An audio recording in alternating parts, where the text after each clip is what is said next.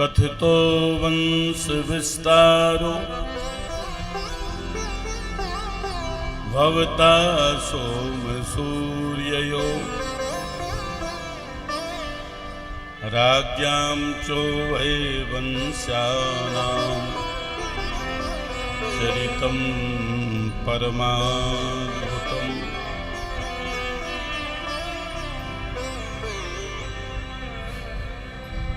आज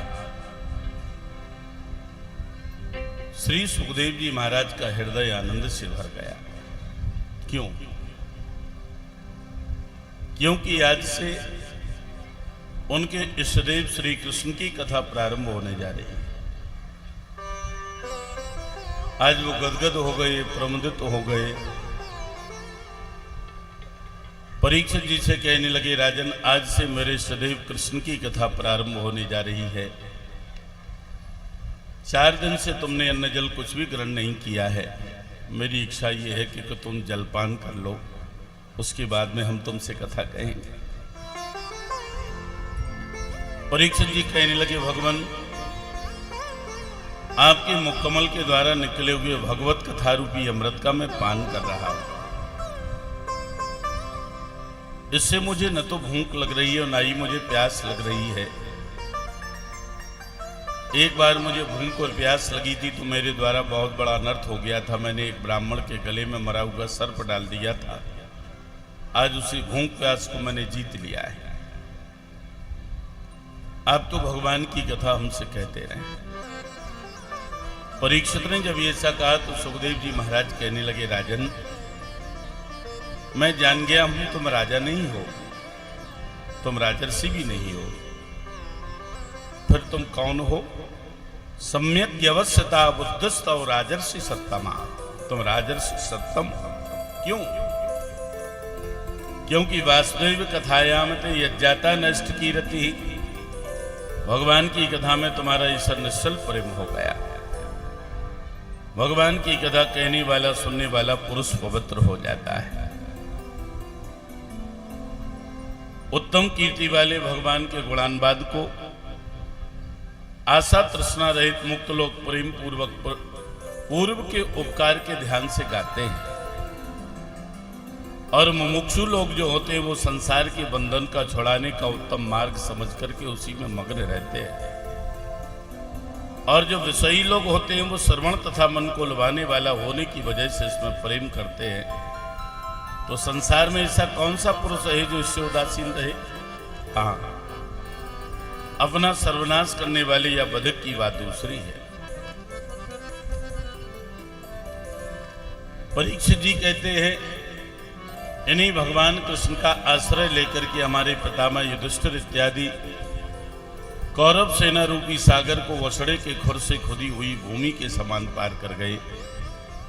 जबकि उस सेना में भीष्म पितामह जैसे महारथी थे, उसका पार करना महाकठिन काम था। उन्होंने मेरी माता के शरण में जाने पर उनकी कोख में प्रवेश किया और अश्वत्थामा के ब्रह्मास्त्र से मेरी रक्षा की। उन्हीं भगवान की कथा में सुनना चाहता हूं। कथितो वंश विस्तारो। आपने चंद्रवंश का वर्णन किया, सूर्य वंश का वर्णन किया, इस वंश में उत्पन्न होने वाले महाराजाओं के आश्चर्यकारी चरित्र कहे। अब आप हमें ये बताएं कि भगवान कृष्ण पिता के घर से ब्रज को क्यों चले गए? उन्होंने अपने माता के भाई कंस का वध क्यों किया? कितने दिन वृंदावन लीला की, कितने दिन द्वारिका लीला की, कितने दिन मथुरा लीला की, कितने दिन गोकुल लीला की? सर्वज्ञ, जो जो चरित्र मैंने पूछे वो आप मुझसे कहिए। तो सुखदेव जी महाराज परीक्षित जी के उन प्रश्नों का उत्तर देने लगे। वो कहते हैं, राजन, उस समय बड़े गर्वीले राजा लोग राक्षस रोग हो रहे थे। इनकी अत्यंत भार से दबी हुई पृथ्वी खेद पूर्वक रोती हुई, दीनता से चिल्लाती हुई भगवान ब्रह्मा जी की शरण में गई और भगवान ब्रह्मा जी से अपना कष्ट कहा। भगवान ब्रह्मा जी ने पृथ्वी के कष्ट को सुना और समस्त देवताओं के साथ क्षीर सागर के समीप गए। जगत के स्वामी, देवताओं के पूज्य भगवान विष्णु की पुरुष सूक्ति से सावधानता पूर्वक स्तुति की। और जब स्तुति की तो ब्रह्मा जी ने समाधि में एक आकाशवाणी सुनी और ब्रह्मा जी ने सभी देवताओं से कहा, हे देवताओं, मैं जो कहूं वो तुम्हें करना है। जो आकाशवाणी मैं तुम्हें सुनाने जा रहा हूं, परम पुरुष को पहले से ही पृथ्वी का कष्ट ज्ञात हो चुका है।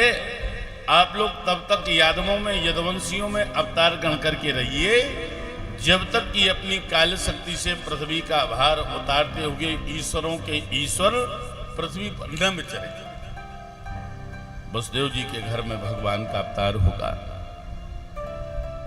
सर्वशक्तिमती भगवान विष्णु की जो माया है उसे भी अवतार ग्रहण करने की स्वामी जी की आज्ञा हो चुकी है। अतः वो भी विशेष प्रयोजन के लिए जन्म लेगी। देवताओं की स्त्रियां भी जन्म लेंगी। ब्रह्मा जी ने ऐसा कहा तो देवताओं ने वैसा ही किया।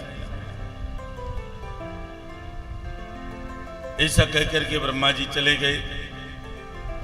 ये मथुरा जिसमें सदैव भगवान विद्यमान रहते उस समय समस्त यदुवंशी राजाओं की राजधानी थी। बैठ जाओ बेटा, इसको बैठाओ बच्चे, बैठाओ।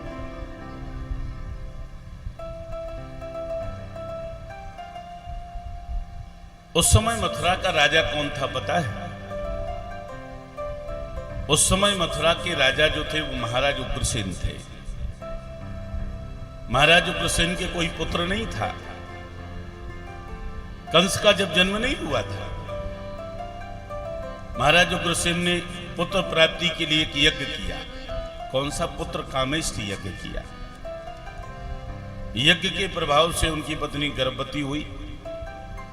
एक दिन क्या हुआ कि उनकी पत्नी अपनी सहेलियों के साथ में वन विहार के लिए गई तो एक दुर्मिल नाम के राक्षस की छाया उसके ऊपर पड़ गई। उसके बाद में उसके जो पुत्र हुआ उसे ही हम कंस कहते हैं। कंस का जब जन्म हुआ, महाराज उग्रसेन ने ब्राह्मणों को बुलाया और कहा कि हमारे इस पुत्र का भविष्य बताओ, इस पुत्र का भविष्य कैसा है। ब्राह्मणों ने कहा कि तुम्हारा पुत्र ये तुम्हारे लिए शुभ नहीं है, ये तुम्हारे वंश को विनाश की ओर ले जाएगा।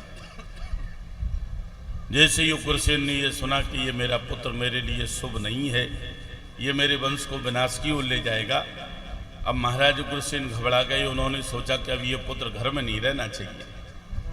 महाराज उग्रसेन ने उस पुत्र को क्या किया, कांसे के कटोरे में उसे रखा और उसको ऐसा पत्तों में लपेट करके और उसे एक लकड़ी की छोटी सी नाव बनाई और उसमें वो कांसे के कटोरे में अपने बच्चे को रख दिया और उसे यमुना में बहा दिया। जीवित पुत्र को महाराज उग्रसेन ने यमुना में बहा दिया। भला कौन अपने पुत्र को यमुना में बहाएगा?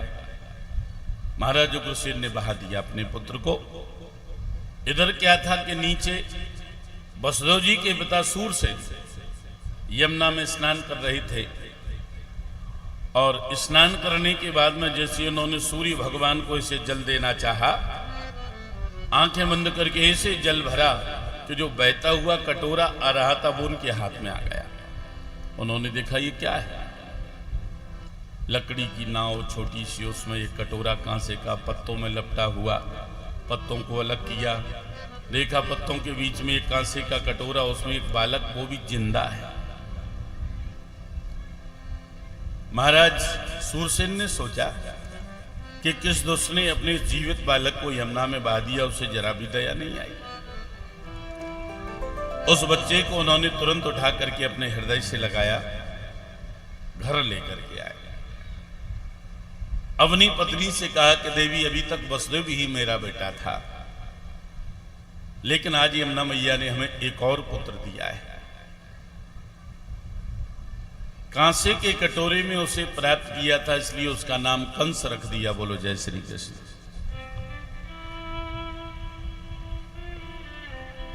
कंस को यह पता नहीं है कि मैं उग्रसेन का पुत्र हूं।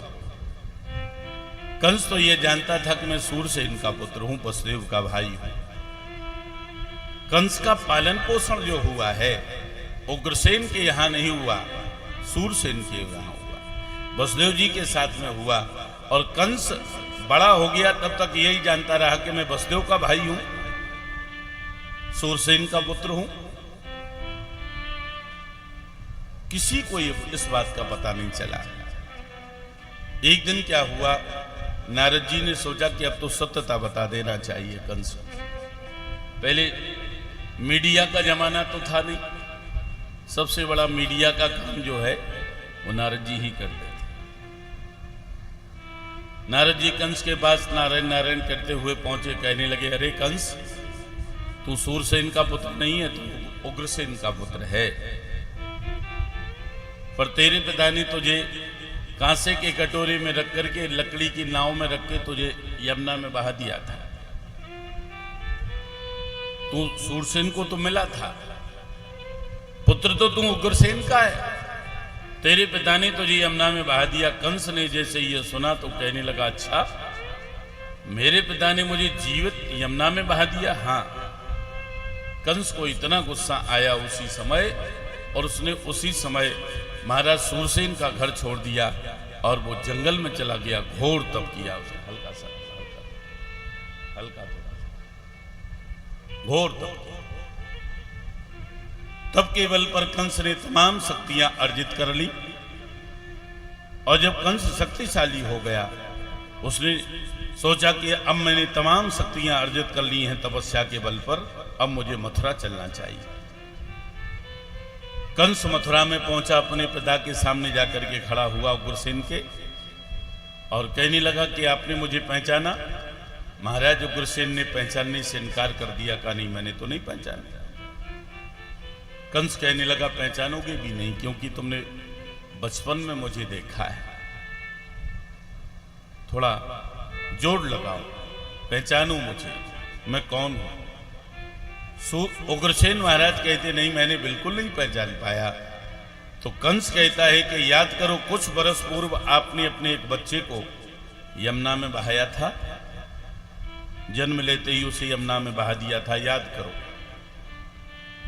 जैसे ये कहा तो महाराज उग्रसेन का चेहरा बिल्कुल पीला पड़ गया। हो ना हो, ये मेरा वही पुत्र है जिसने मुझे यमुना, ये मेरा वही पुत्र है जिसे मैंने यमुना में बहा दिया था। महाराज उग्रसेन बड़े गौर से देख रहे हैं, कुछ कह नहीं रहे। तो कंस कहता है, क्या देख रहे हो, मैं तुम्हारा वही पुत्र हूं जिसे तुमने यमुना में बहा दिया था। कैसे पिता हो?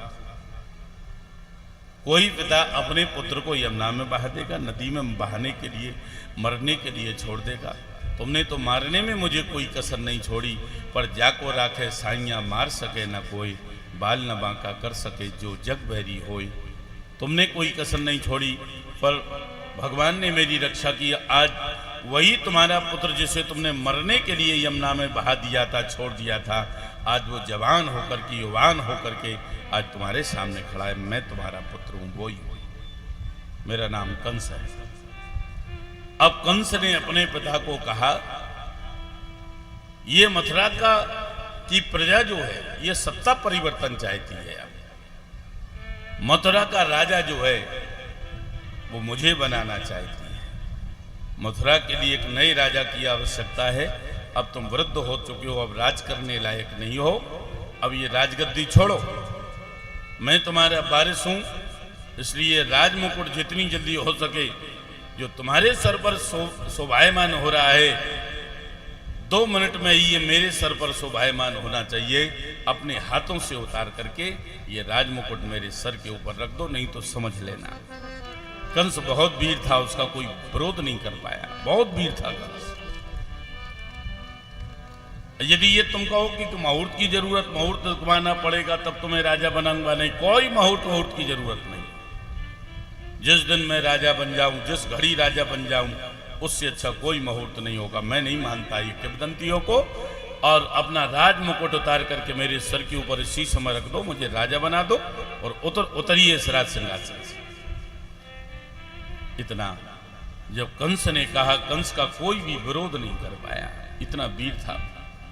सब लोग देखते रह गए। महाराज उग्रसेन ने घबरा करके तुरंत ही वो अपना राज मुकुट उतार करके कंस के सर के ऊपर रख दिया और कंस को राजा बनाया।